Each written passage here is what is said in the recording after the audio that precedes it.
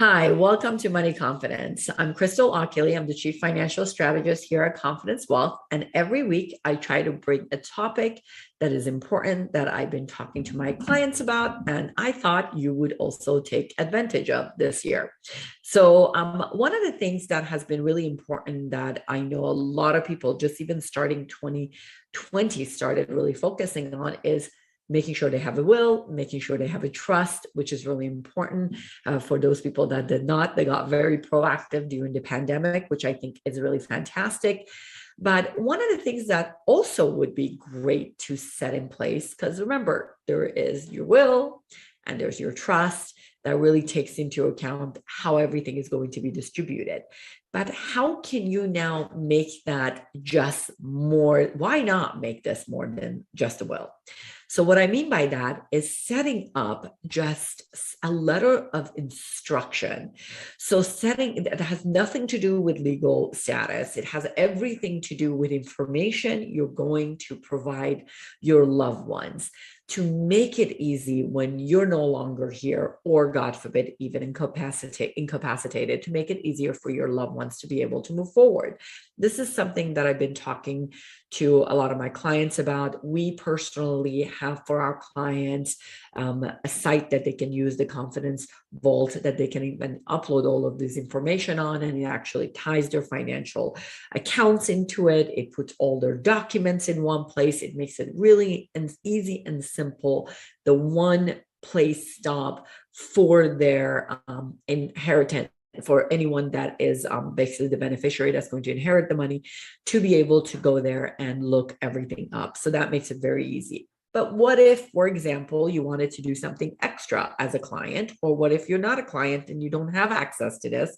What can you do?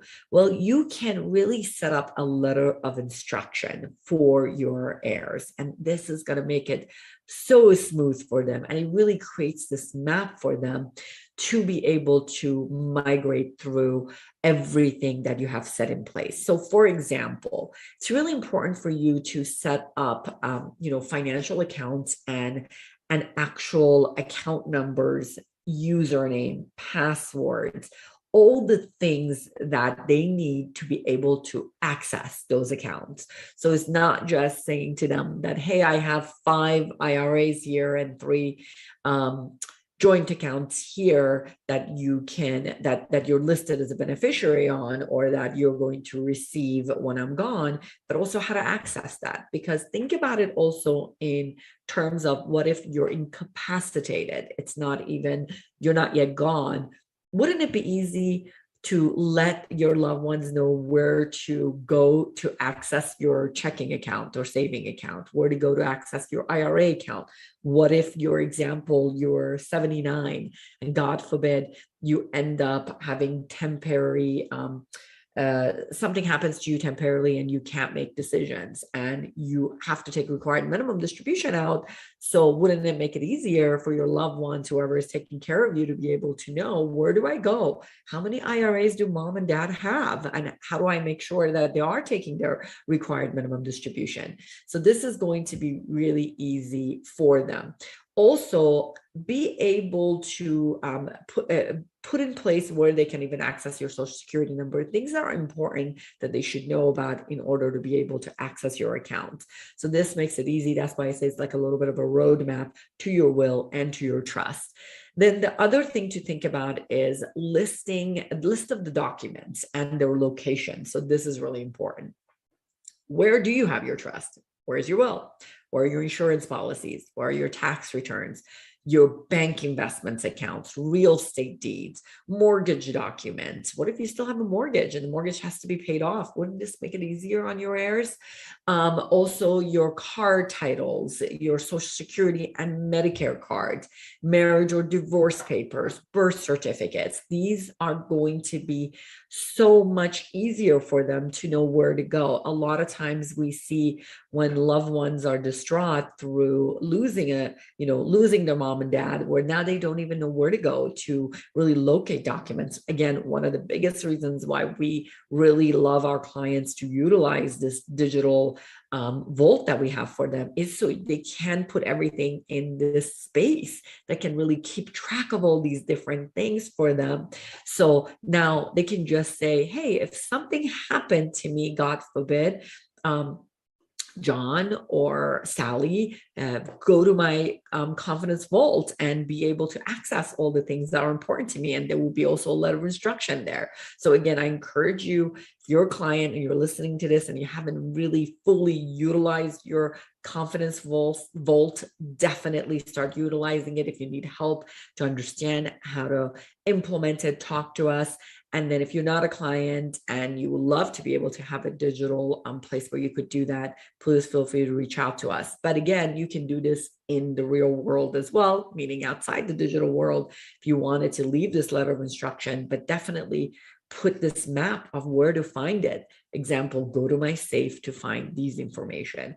Go to my computer desktop on this particular file and access these. Now, of course, please make sure this letter of instruction is put somewhere safe that not everybody will have access to, and make sure that your loved ones know at the very least that this letter is in place that will show them where all these different things you're going to put in there are. So now let's talk about other things you can put in here. So contact information for professionals. This is really important. Who are the who's the lawyer that you're working with? Definitely provide contact information for them. Who is your financial advisor, your insurance agent, your accountant, CPA, or any other financial professional that is going to be helpful? What if you have a business and there's a business partner? What if there's a trusted friend that knows what you've been doing that'll really make it easier for you to be able to talk for your loved ones to be able to talk to really get make more informed decisions and really be able to locate the things that you need them to locate. So again, contact information is really important. One of the things we encourage our clients to do as you get towards your mid to late 80s, maybe that's a little bit later, mid to late 70s is what I meant to say. At the very least, mid to late 70s, start introducing some of these financial professionals to your loved ones. We love having some of those quick little family meetings where we get to meet all the kids so they're aware of who we are and how we can help them, God forbid something happens. So definitely utilize that, but at the very least, make sure there's a place that really lists all of the professionals you work with to make it easier on your loved ones. Now, another thing that's really important, bills and creditors. So there are, again, payments that are going to be due, whether you're, God forbid something happened to you right now, or you're just, let's just say you're temporarily are not going to be able to do some of these things. So making sure that the kids know what to do. So whether this is when you need long-term care and you're in dementia and they have to pay some bills and they have to have ongoing bills that they need to do, or whether you're gone and there is maybe a loan on the house, or maybe there is a credit card debt that you had just because you kept it. Maybe it was at a 0 interest rate and for some reason you were still using it, and maybe it was you had just purchased a car or something like that for the next 5 years, whatever it may be. Make sure no matter what it is, whether it's a debt that has a high interest rate or no interest or low, that they're aware of it, any bills they have to pay. So make that very simple and easy for them to follow. This also goes into any IOUs you may have had. Maybe you had a small loan that you wanted to pay to a friend upon your death, that you wanted that to be paid off, or whatever it may have been. Maybe it was a college fund that you had not yet fully paid for that you wanted to pay up. Make sure all of these different bills are listed for your heirs so they know exactly what to do during either two scenarios. Once, when you're gone. Two, if you're incapacitated, because that's very different. Because if you're incapacitated, it could be long-term care bills. What if it's insurance bills, things that you still need to keep going? When you're gone, some of those things maybe you don't need to, but if there's a mortgage bill, they need to still keep that going till they decide what to do with the house. There's still the property taxes they have to pay. There's still the property insurance they have to pay. So you can see where I'm going with this. I know I'm taking a little too long explaining this, but I really want you to see why it's so difficult. You don't want to have them just guess and start thinking, what do I need to do?